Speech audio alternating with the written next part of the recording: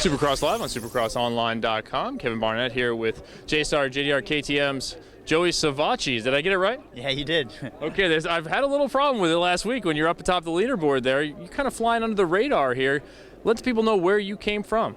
Originally from California, actually. Moved back to Georgia, trained at Millsap's training facility. Been back there since 2006, and just putting in the hard work day by day. I know you had an opportunity to come out and test with these guys at Glen Helen, and things ended up working out. Take us through that process and your decision. Yeah, they flew me out here to test the bike on the outdoor, and at the time I was a little injured, but I didn't tell them. I just wanted to get through the day, and they liked that I didn't make any excuses. I guess they liked what they saw, and everything ended up working out the way I wanted it to, so it's all good. All right, we've seen a lot of kids jump right from the amateur ranks into the pro ranks, do very well. Why is that now? It seems like that's changing.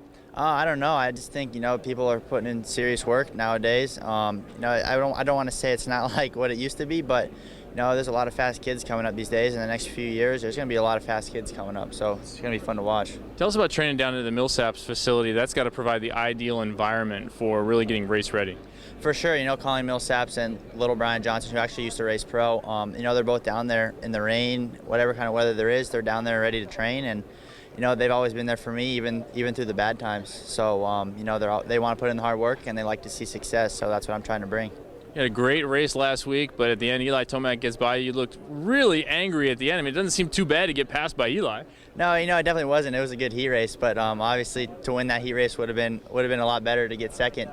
But, it's a learning process this year for me, and I was pumped to be able to lead some laps, and I guess we'll see how this weekend goes. All right, how do you stay inside that learning process rather than letting your expectations climb that, hey, I ought to be at the front every time I throw a leg over the bike? I just got to keep an open mind. This is my first year, and the guys that I'm racing against, obviously I've been doing this for a few years. But, I just try to keep a level head and know that this is my rookie year, and I'm going to make mistakes like that.